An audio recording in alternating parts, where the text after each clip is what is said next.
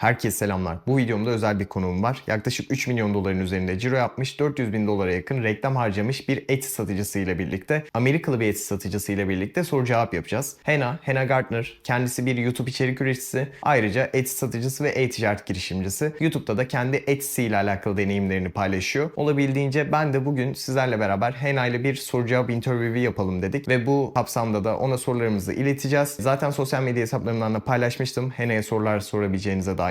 Son gönderdiğiniz soruları ben biraz derleyip toparladım. Genellikle bugünkü konumuz aslında Etsy'de karlılık optimizasyonu üzerine olacak. Etsy'de karlılığınızı nasıl artırabilirsiniz? Karlılığınızı artırırken nelere dikkat etmelisiniz gibi konulara daha fazla değineceğiz. Herkes için zaten Türkçe altyazı desteği bu videoda olacak. Dediğim gibi videonun açıklama kısmına Hannah'nın kendi YouTube kanalında linkini iletirim. Oradan da Hannah'nın YouTube kanalına bakabilirsiniz. Umarım sizler için faydalı olur. Çok fazla lafı uzatmayalım. Hızlı bir şekilde konumuza giriş yapalım.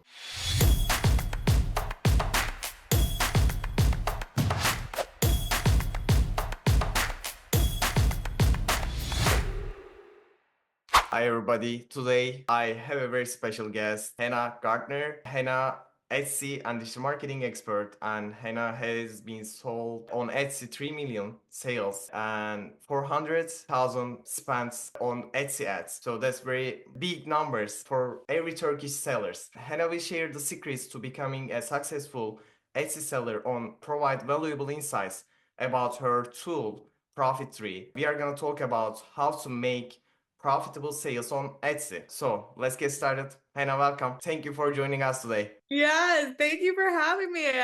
And I know you're normally not speaking English, so you're killing it. You're doing Yeah. great. Okay, thank you. Thank you. How are you? How's it going? Very good, very good. Excited to be here today. I don't think I've ever really talked to the Turkish sellers before. So it's really exciting. Yeah, cool. Before we dive into our discussion, can you introduce yourself? Who is Hannah? I'm sure every Etsy seller knows you, but can you introduce yourself? Sure. Yeah, so I am a fellow Etsy seller. I've only sold handmade goods in the handmade Mm-hmm. space. I had a fast fashion jewelry company, and I still currently run and operate a home decor brand. Mm-hmm. I started on Etsy back in like 20 at the end of 2018, 2019. And I did in my first calendar year on Etsy, I did Etsy and Shopify. I did 1.1 million. And I think a lot of Mm-hmm. people know me for that video that went viral, but one thing I just like to mention is that first year on Etsy and Shopify was built off the back of 2 years of entrepreneurial failures. So I had a lot of things that I tried that did not work out. And then Mm-hmm. I had gained a lot of skills. And then when I did finally come to Etsy, it was just a lot easier than anything else I was doing before. And then somewhere in between like the end of 2019, I would say in 2020, I started my YouTube channel and I just started sharing all the lessons that I was learning along the way. So all the wins, all the losses, I had dealt with a suspension, I got my accounts back, just Mm-hmm. documenting all the things that I was learning. And then in the last 2 years, I've been working on another project called ProfitTree.io, which is the first ever real-time automated profit tracking tool for Etsy Mm-hmm. sellers. So like I didn't invent this idea of profit tracking. There wasn't one that existed for Etsy sellers specifically. Like you can find them for like Amazon and Shopify and stuff like that, but we didn't have one for Etsy. So its core functionality is it does real-time profit tracking. So it shows you your Mm-hmm. bottom line, but then also we just launched an ads optimization feature that helps you Oh, cool. scale your ads profitably. Because a lot of sellers have issues with Etsy ads, or they're afraid, or Yeah. they don't know how to gauge whether it's making them more money or not. And so yeah. Yeah. Most of the sellers have issues about the profitability on Etsy ads because, sometimes Etsy ads spending a lot, sometimes it doesn't. There are some problems about the algorithm. First of all, I just want to ask a question about the for Etsy journey. How long have you been selling on Etsy? When did you start? And when did you met with Etsy? Yeah, that was back in 2019. And so my success on Etsy came very fast. But Mm-hmm. again, it was really because and everyone's journey is like different, right? I had the 2 years before I went to market on Etsy, I was Mm-hmm. doing media buying. So I already understood e-commerce because I was doing media buying for e-commerce for Shopify brands.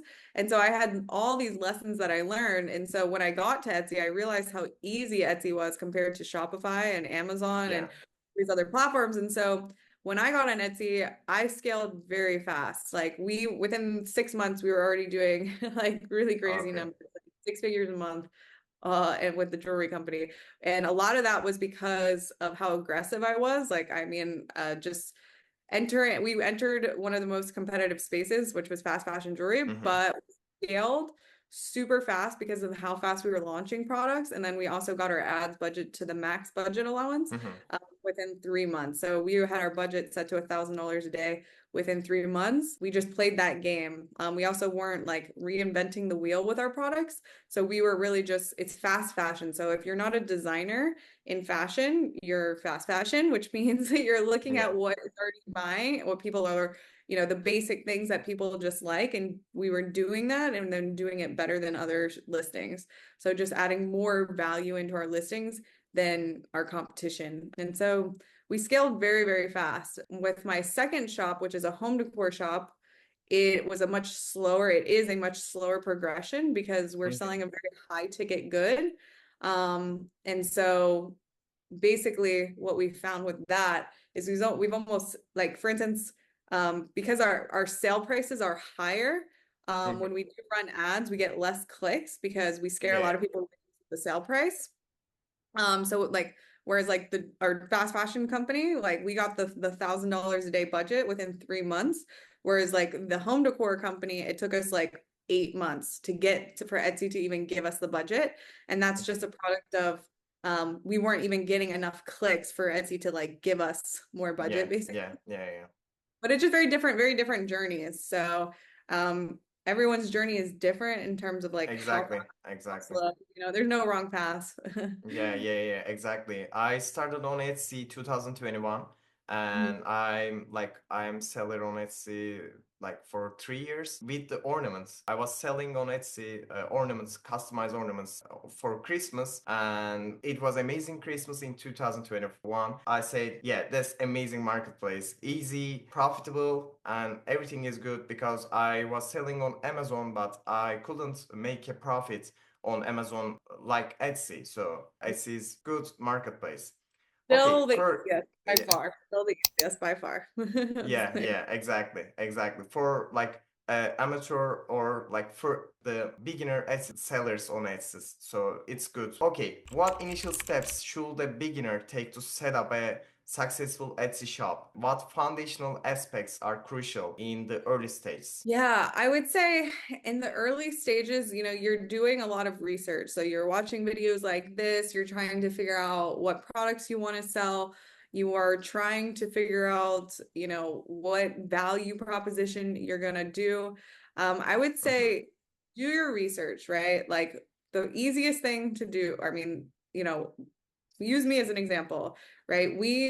Our brands weren't reinventing the wheel on anything, meaning we weren't to make something that did not exist. We were just looking at the marketplace and saying, okay, I'm going to go into fast fashion jewelry. Okay, what's selling the most? How do we design products around that thing and then make a better value proposition? And this is not just true for Etsy, it's true for anyone that's trying to get into business for the first time. A lot of times we like want to reinvent the wheel on something, and you can do that and it can work out really well. But there's so much confidence that comes with just having a valid proof of concept of something that if I do this right, it will work. People are going to give me money for the thing that I have to sell. And then it's just a matter of competing against other people and doing it better. So if you're just getting started, I would say do your market research, right? And when you do that market research, you're going to have a table of cards of all these different cards that you could pick up, right? And so once you do your research and investigate this niche, or this model of selling, right? You have digital downloads, print on demand, physical goods, right? If you're going to do print on demand, what type of shop are you going to do in print on demand? If you want to go digital downloads, what kind of products are you going to make in digital downloads? If you're going to go handmade, pick, you're doing the research on the different models is like the first layer. The second layer is what niche am I going to do inside that model? So if you're going into a handmade space because you want to sell physical products, validate that shop idea or that product line by looking in Etsy and seeing, okay, what are products that are actually selling? And the biggest indicator of this is when a listing has add to carts. Like in my opinion, bestseller badge, yes, but the biggest indicator that something is selling well on Etsy is the add to carts badge. And sometimes you have to actually add it to cart to see that something has 50 add to carts, right?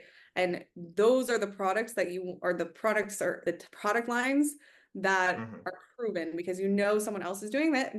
That means that you can do it too, and you just have to do it better. And then once you do all that research, so it's good to do the research on the models, 3 different models, made, physical, or print on demand.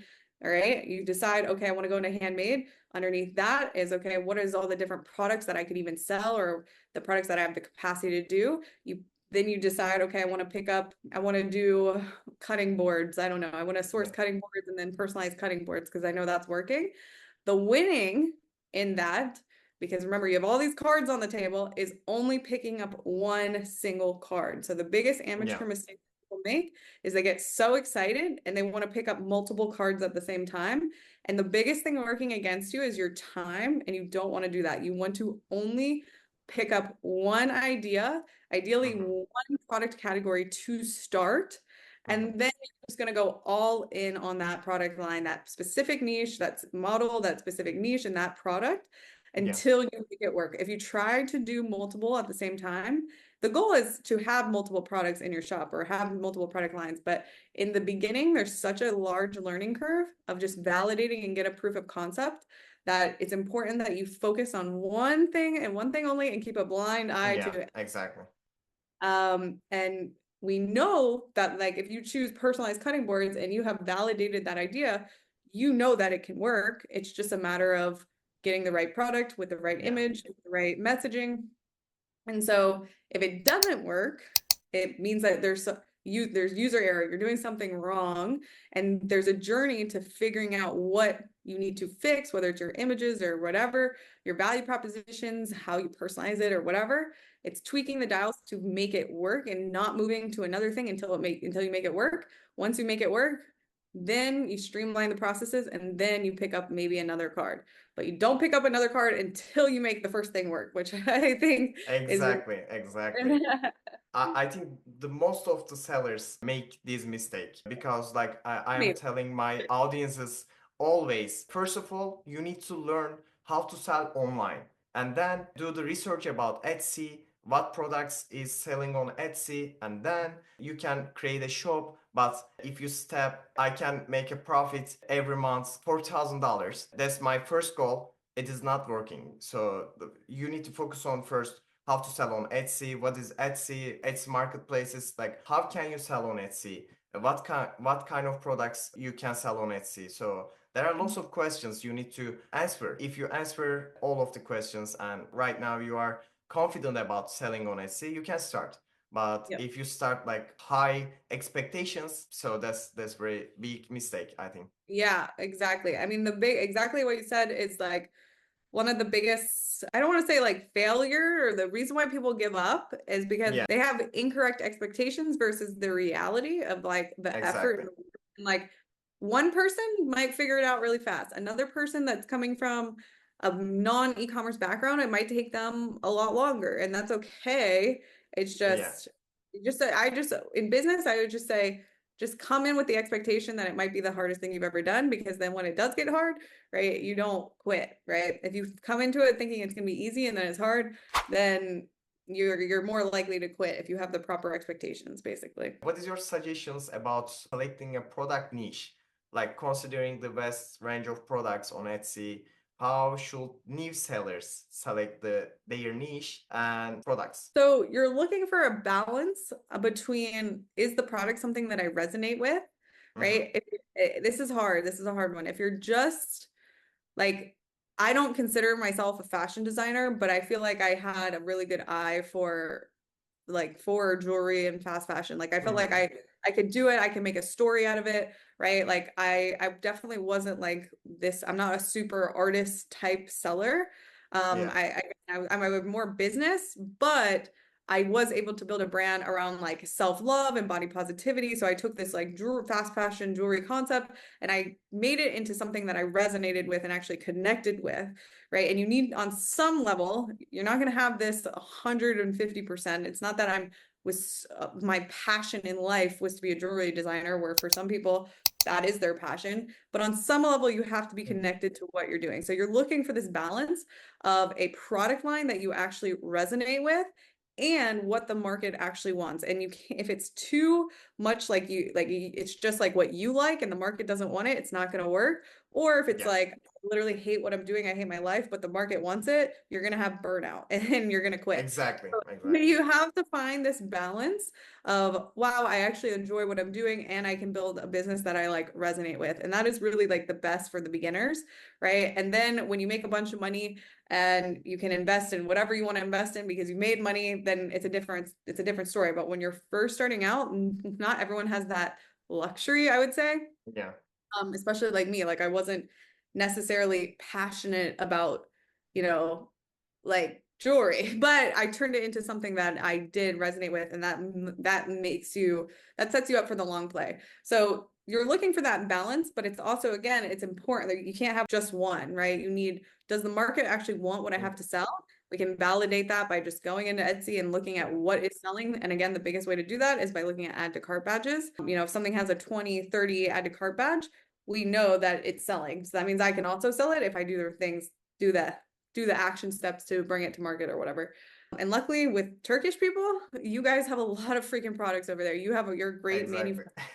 You're a great manufacturing country and you put out quality products. So there's a lot that you can do there. I think like there are lots of manufacturers in Turkey, but they are facing some problems about the creating on Etsy shop and suspending. There are lots of scammers in every country. The scammers is telling the Etsy, we can suspend these accounts. For example, in the quarter 4, my third of my accounts were suspended. So but we can reopen some of them. I'd say keep fighting. I mean, I also got my own account suspended twice. The second time I got suspended, it took 9 months, but we did get it back. Yeah. You just have to keep fighting. You have to keep fighting. You got to keep appealing. But this is not only an Etsy thing, right? Like at the time, Yeah, exactly. like Amazon people deal with the same thing, so. Yeah. But worse, honestly. It's just, unfortunately, that is part of the I game. think it is, yeah, it is a part of the game, and I think it is not about the marketplaces. It is about the scammers. So they are right. There are lots of scammers, and they are selling some products, and they are not shipping the same products while they selling. So profit margins and maximizing profit margins. What are the most effective strategies for maximizing profit margins on Etsy? Do you have some techniques for maximizing profit margins? What do you think about it? For sure. Yeah. So let me just share we can pull up ProfitTree screenshot. Yeah, so this is the inside of ProfitTree. So here is a test account here where basically when it comes to maximizing profits, the biggest hurdle that people have, especially Etsy sellers, is because they don't visually even see the profit they're making, right? They know their costs in their head, kinda, and then they set a sale price that's maybe 3 or 4 times what they know in their head is their cost. And they're kind of just doing it on a whim, and they're not actually having like a dashboard or something that's showing them the exact hard numbers. And so that is the first kind of solution that ProfitTree provides. So you can see here that this is showing that the net sales is almost $12,000. You have a huge variable expense that is called your product cost or your cost of goods sold. And so the basis of what this tool does is it is a cost of goods sold or a product cost manager tool, right? So it associates your product cost to the sales that you're making in real time, so that in real time you can actually see your profit. And when you have an honest relationship with your business like this, like I call the metrics that Etsy shows you vanity metrics. It's like feel good metrics, where it's like showing you likes and revenue, and like that's cool to see and it feels good, but it's not a true indicator of the reality of what could or could not be happening in your business. And so the true things that matter are things like your profit percentage, right? Your average order value. Is this going up over time or is it going down? Are your customers historically spending more money with you or less money with you?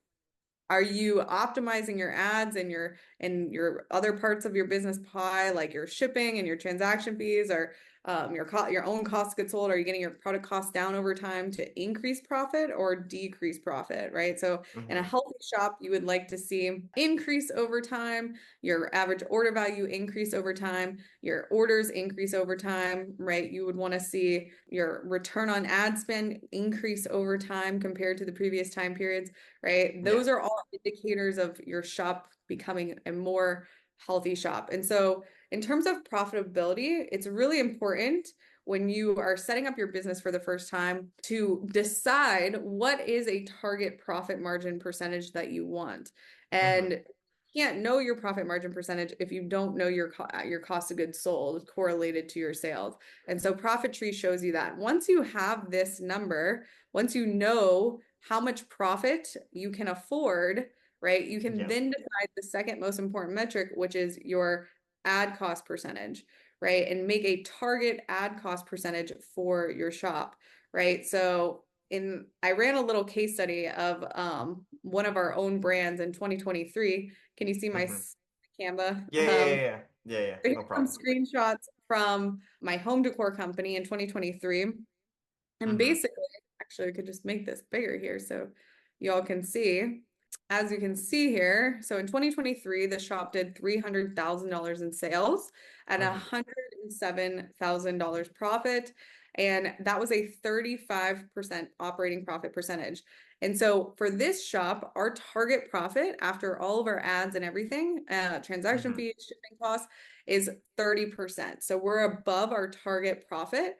And why is 30% for us? 30% for us is because the logistics of making and sewing our products is so much work that it's not really worth it for us if we're not at least making 30%, right? And so this 35% profit is after the second biggest variable cost, which is your ad cost percentage.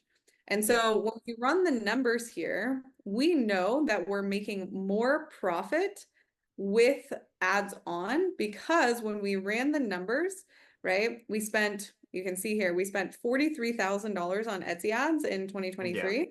And that $43,000 spend made us an additional $150,000 in revenue, right? And so if we look at what the profit would have been if we did not invest in Etsy ads, right, we would have only did $145,000 in revenue. Our profit margin would have increased because that 14% would have not have been spent. So our profit margin would have increased to 50%, but we would have only made $72,000 in profit compared to the 107. So our minimum loss of profit would have been $34,000. So hopefully this is making sense why this is tied to cost of goods sold and ad cost percentage. Because the first thing is you need to know what your cost of goods sold is, how much of this eats up this pie, what is then left over, and whatever is left over in green, what can we afford to give to ads so we're still clearing our healthy profit of 35% or 30%. And so we know at a 14% ad cost percentage that we're making more money with our shop than we otherwise wouldn't, right? We would have had a minimum loss of $34,000. So we know at 14%, we're in the clear. So now moving forward, how do we get this 14% to say 12% or 10%? How do we get this even lower so this is even more? And so the way that we do this, or the way we're showing people to do this, is with our advertisement feature, which is something called tacos. It's your total advertising cost. Now I'm just skipping over some of these slides here. Let me come out here so we can skip over. This is from a whole course module here. Okay. Yeah, so there's another metric that we're showing in your advertisement tab, which is called tacos. And tacos is the same thing as your ad cost percentage, except it is your spend compared to total sales on the listing level versus the shop level. So Okay. basically now with your Etsy ads and getting your Etsy ads to the max, we know that 14% we're making more profit. And so if we're analyzing, not for a 7-day period, but I like to look at month over month, if our listings are not hitting either our target tacos of 14%, or if they're not hitting our target profit, then that means that we could turn it off. So let me actually go inside of the ProfitTree account here just to show you. So for example here, see if we get some data coming in, right? So we see that this has a 10% tacos. Well, let's make a little bit of a bigger time period. So let's go last month, right? So 21%, that's pretty high, right? That's not hitting 14%. However, when we click on the actual listing, you can see that this listing is still clearing a 58 profit margin percentage before Yeah. ads. So if you do the 21 minus 58, that's still about a 37% profit if I did the math right. So it's still hitting our target profit. So we would want to keep it on. And you want to analyze your ads month over month in this way. Like you don't really want to look Yeah. at anything less than 30 days because you need to see how it's changing in 30-day increments. But yeah, so here's like one that's at 65%, which we know that is not like, that's not profitable. So we would not want to let any money go to this listing, right? We'd rather the ad budget go to this listing. I can't really remember what the question was or how I got here, but hopefully No. we're talking about That's the profit. question. That's the Okay. question. To be honest, many Etsy sellers don't know the profitability. They don't like analyze or they don't making a good math for profitability. Everyone asking me about profitability. Like there are lots of Etsy listing fees, processing fees, and other fees.